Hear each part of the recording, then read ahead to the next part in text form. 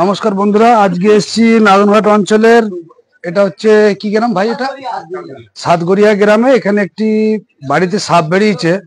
চলুন দেখা যাক কি সাপ।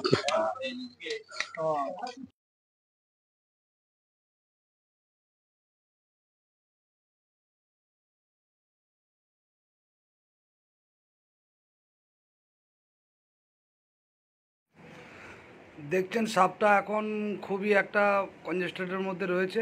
এটা একটি নালীর মধ্যে ঢুকে গিয়েছিল, যাক নালী থেকে এটাকে বার করছি। দেখুন, মনে হচ্ছে এটা একটা মনোকালেট কোবরা। হ্যাঁ, এটা একটা কোবরা সাপই। আর এটা হচ্ছে একটা কেউটে, যাকে বলা হয় মনোকালেট কোবরা। চলুন একে রেস্কিউ করে একটু বাইরে নিয়ে যাই। খুবই বড় সাপ এটা একটা। ভাই একটু সাইড দাও, সাইড দাও। দেখুন, এটা হচ্ছে একটা মনোকালেট কোবরা। এর বয়সটা মোটামুটি আপনার বছর 5-6 হবে। আর এটা একটা খুবই ভয়ঙ্কর এবং বিষাক্ত সাপ। ভাই তোমরা একটু সাইড হয়ে যাও, কারণ এখানে কাছে থেকে লাভ নাই। সাপ মানেই হচ্ছে আপনার আতঙ্ক, আতঙ্ক থেকেই ভয়, আর ভয় থেকেই মৃত্যু। আর দেখুন, এটা হচ্ছে একটা মনোকালেট কোবরাই। ভাই একটু জল দাও তো। আছে এখানে জল?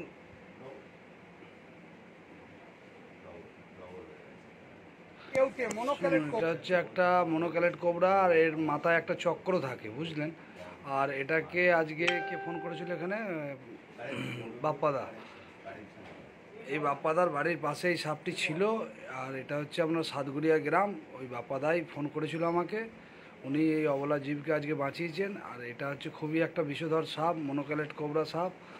যাই হোক, আপনারা, আমি দু একটা কথা বলি, সেটা আপনারা শুনুন, এবং আপনাদেরই এটা একটা কাজে লাগবে। আমার কথা হচ্ছে এটাই, এ হচ্ছে একটা নিউরোটক্সিন বিষ আছে এর কাছে। আর এই খুবই একটা বিষধর সাপ।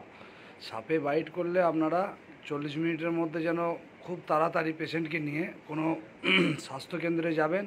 তাতে সেটা বর্ধমান ডিস্ট্রিক্ট হসপিটাল হোক বা কানলা, চাঁদপুর, যেখানেই যাবেন খুব তাড়াতাড়ি নিয়ে যাবেন। অযথা সময় নষ্ট করবেন না, কোনো ঝাড়ফুঁক করবেন না। কারণ আপনার কাছে যে গোল্ডেন মুমেন্ট থাকে, সেই অমূল্য সময়টা নষ্ট হয়ে যাবে। পেশেন্টকে তখন লাস্টে বাঁচানো যাবে না। সেই কারণে কোনো ঝাড়ফুঁক না করে কোনো সময় নষ্ট করবেন না। যত তাড়াতাড়ি পারবেন, কোনো গাড়ি ভাড়ার দরকার নেই, কোনো যে কোনো একটা মোটরসাইকেলে করেও পেশেন্টকে নিয়ে চলে যাবেন। সাপে কামড়ালে কাউকে বাঁধন দেওয়ারও দরকার নেই ওই স্থানে।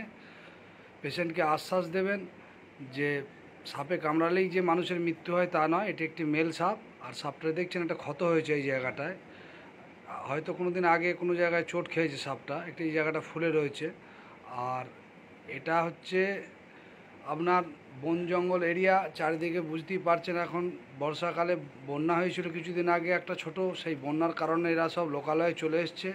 এরা অবলা প্রাণী, এরা হচ্ছে পেটের দায়ে আসে। আর এদের প্রিয় খাদ্য হচ্ছে ইঁদুর। আর ইঁদুর খেতেই এরা আসে। আর সেই সংস্পর্শে এসে এরা মানুষের, আমাদের আশেপাশে লোকালয়ে ঢুকে পড়ে।